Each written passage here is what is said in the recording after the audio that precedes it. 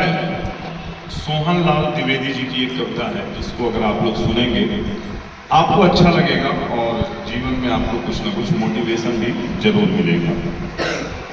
कविता का शीर्षक है कोशिश करने वालों की हार नहीं होती। किसने किसने सुनी हुई है ये कविता? अब आप में से कोई सुनाएगा मुझे? बुलाएंगे भैया। देखिए, पहला जो शुरू होती है कविता आपको सुनाऊंगा, उसका धीरे धीरे मतलब भी बताऊंगा, है ना। लहरों से डरकर नौका पार नहीं होती, कोशिश करने वालों की हार नहीं होती। आप भी रिपीट करेंगे। लहरों से डरकर नौका पार नहीं होती, कोशिश करने वालों की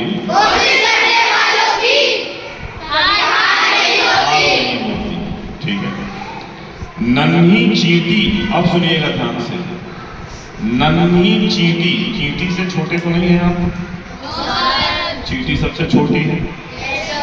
नन्ही चींटी जब दाना लेकर चलती है, चढ़ती दीवारों पर 100 बार फिसलती है। नन्ही चींटी जब दाना लेकर चलती है, चढ़ती दीवारों पर 100 बार फिसलती है। मन का विश्वास रगों में साहस भरता है, चढ़कर गिरना गिरकर चढ़ना न अखरता है, न अखरता है, मतलब उसको पेनफुल नहीं लगता। जैसे हम असफल हो जाते हैं ना, एक अटेम्प्ट करते हैं क्वेश्चन और वो हमें नहीं होता तो हम बोल देते हैं कि हमें नहीं आता।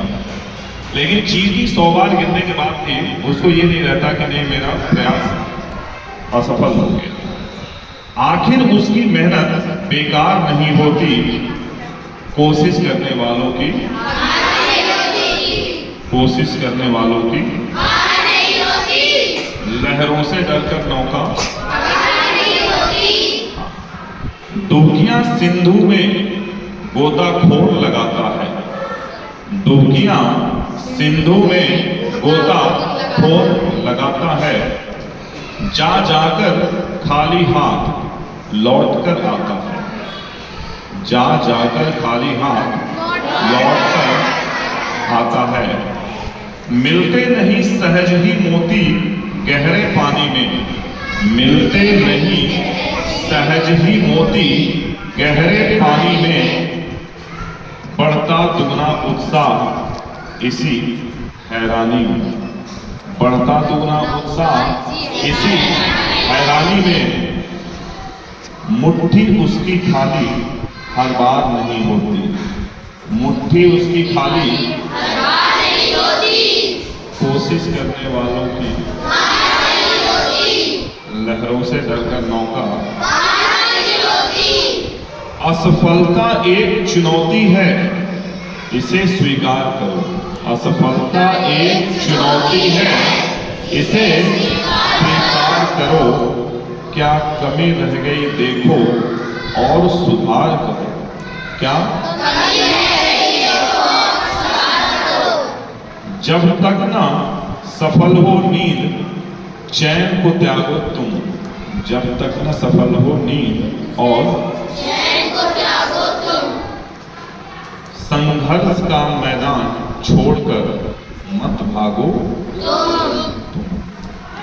कुछ किए बिना ही, कुछ किए बिना ही जय जयकार कोशिश करने वालों की लहरों से डरकर नौका। इस पूरे कविता में कवि ने आपको 2-3 चीजें बताई। एक तो उन्होंने चींटी का सहारा लिया। उन्होंने कहा कि चींटी जब भी कुछ लेके अपनी कॉलोनी की तरफ, अपने झुंड की तरफ या जहां वो रहती हैं उसको चींटियों की कॉलोनी बोलते हैं, वहां जब वो जाती है तो चढ़ते समय दीवारों पे उसको बार बार फिसल रही है, लेकिन उसको फर्क नहीं पड़ता। हमें बहुत फर्क पड़ता है ना।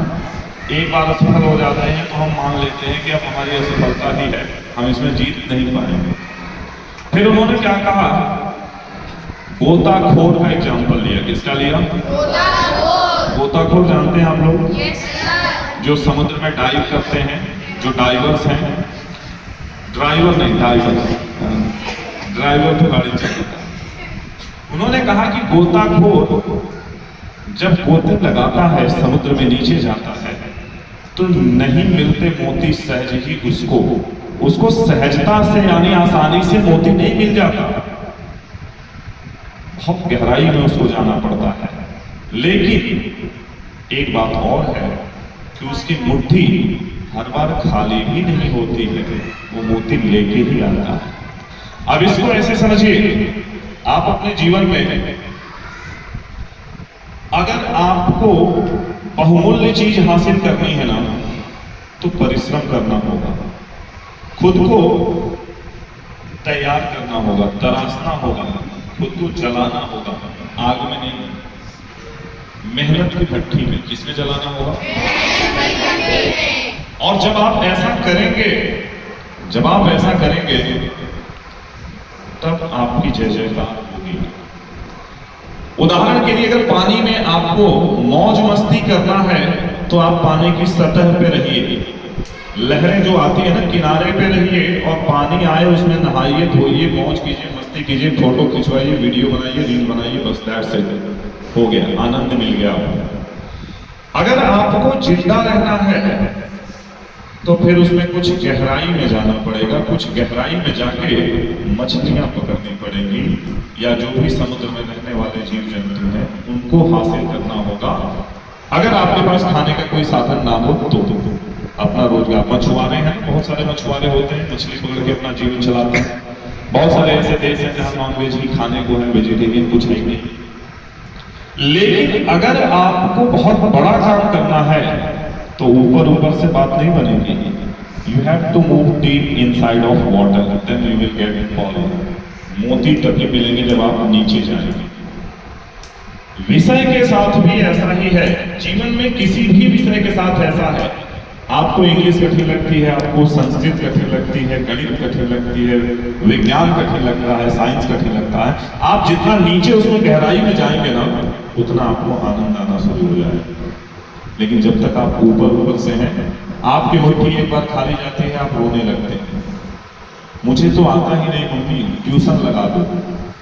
ट्यूशन वाले के यहाँ जाएंगे तो वो भी बोलेंगे ये तो पढ़ता ही नहीं है। एक बार आप आनंद लेना शुरू करिए, एक चैप्टर को मन से पढ़ लीजिए, फिर देखिए कहानी अपनी। तो ये कविता आप लोगों को कैसी रही, कैसी लगी? यह कविता किसने लिखी है? किन्होंने लिखी है? मुझे बहुत अच्छा लगा, आप लोगों ने पीछे रिपीट किया, अपने लिए ताली बजाएं। बहुत बहुत धन्यवाद।